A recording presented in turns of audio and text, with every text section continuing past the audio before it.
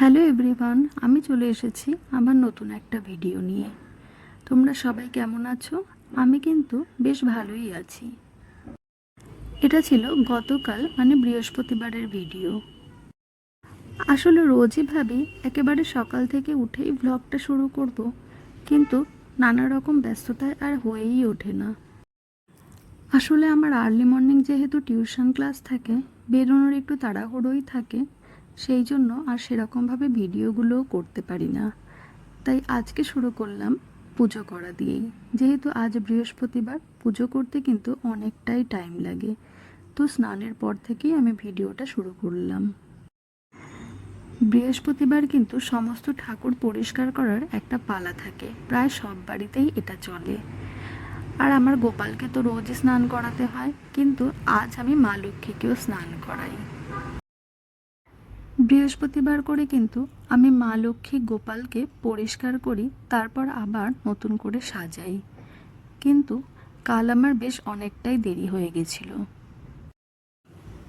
আসলে কাল আমি টিউশনের পর একটু বাজারে গিয়েছিলাম ঘেটুর জন্য মাছ কিনতে। আসলে ঘেটু না সব রকমের মাছ খায় না, আর ওর পছন্দের যে মাছ সেগুলো সবসময় এই বাজারে পাওয়াও যায় না। তো কালকেও কিন্তু আমি পাইনি ওর জন্য মাছ, খালি হাতেই ফিরতে হয়েছে। তারপর বাড়িতে এসে ব্রেকফাস্ট বানানো, দুপুরে রান্না করা সবটা করে তারপর স্নান করে আমি পুজো দিতে আসলাম। দেখো, তোমাদের সাথে গল্প করতে করতে সমস্ত ঠাকুরদের আমার স্নান করানো, জামা পরানো হয়ে গেল। এবার মা লক্ষ্মীকে জামা পরানোর পালা। মা লক্ষ্মীকে জামা পরাতে আমার একটু সময়ই লাগে। আমি একটু অন্যরকম করে জামাটা পরাই মা লক্ষ্মীকে। আসলে দেখো, এই জামার সামনে যে ঝালরটা আছে, ওই ঝালরটা যদি ভেতরে দিয়ে দিই তাহলে ওপর থেকে দেখা যায় না, শোটাই নষ্ট হয়ে যায়।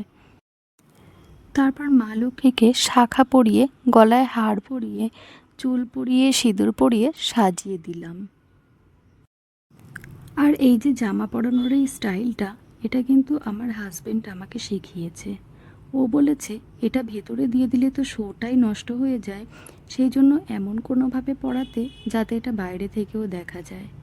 তারপর থেকেই এই ডিজাইনার জামাগুলো হলে আমি এভাবেই মাকে জামা পরাই। এবার মায়ের ঘট বসানোর পালা। জানো তো, আমি না ভালো স্বস্তিক চিহ্ন একেবারেই আঁকতে পারি না। ছোট থেকে যখনই স্বস্তিক চিহ্ন আঁকি সবসময় কেমন বেঁকে যায়। তোমরা কারা কারা ভালো স্বস্তিক চিহ্ন আঁকতে পারো, আর স্বস্তিক চিহ্ন আঁকার সঠিক পদ্ধতিটা কি জানলে কমেন্টে জানিও। আসলে বিয়ের আগে কিন্তু আমি পুজো করলেও সেভাবে মন দিয়ে কখনোই পুজো করতাম না। ওই পুজো করতে হয় সেই জন্যই করতাম, তাই এতটাও নিয়মকানুন আমি জানি না। এখন যে শিলাতে আমি তেল মাখাচ্ছি, ইনি হলেন আমাদের সুবচনী চণ্ডী মায়ের শিলা। প্রত্যেক বৃহস্পতিবার করে এই মাকে তেল আর সিঁদুর মাখিয়ে পুজো করতে হয়। আসলে এই শিলাটা আমার শাশুড়ি মায়ের শিলা, অথবা আমার শ্বশুর মশাইয়েরও হতে পারে, আমার সঠিকটা জানা নেই। কারণ আমি শুনেছি আগে নাকি আমার শ্বশুরমশাই পুজো আচ্ছাটা করতেন আমাদের বাড়ির। উনি মারা যাওয়ার পর থেকে আমার শাশুড়ি মা করেন। আর আমার বিয়ের পর থেকে তো মেইন পুজোটা আমিই করি। আগে 3 বেলাই আমি করতাম, কিন্তু এখন আর সময়ের অভাবে 3 বেলা করতে পারি না। আমি একবারে সম্পূর্ণ পুজোটাই করি। আর কখনো সন্ধ্যায় বাড়িতে থাকলে সন্ধ্যাবেলাতে মন চাইলে করি। তোমাদের সাথে গল্প করতে করতে আমার পুজো দেওয়া প্রায় হয়ে এসেছে। বাইরে জানো তো প্রচণ্ড বৃষ্টি পড়েছে। আমি সকালেই বলছিলাম যে আজ একটু বৃষ্টি হলে ভালোই হয়, কারণ আজ না আমার গাছে জল দেওয়া হয়নি, তাহলে আমার আর গাছে জল দিতে হয় না। বর্ষাকালে কিন্তু এই একটা সুবিধা, এই একটা কাজ মাঝে মধ্যে আমার একটু কমই করতে হয়। অবশ্য আমার মতো যাদের আরও গাছের শখ আছে তাদেরও হয়তো এই জিনিসটা খুব সুবিধাই হয় বর্ষাকালে। যেদিন বেশি বৃষ্টি হয় সেদিন বা তার পরদিন কিন্তু গাছে আর জল দিতে হয় না। আমার কিন্তু বৃহস্পতিবারে সম্পূর্ণ পুজোই হয়ে এসেছে।